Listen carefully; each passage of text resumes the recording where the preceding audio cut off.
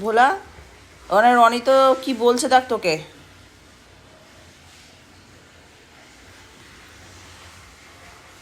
কি বলছে? সোফায় উঠেছিস কেন?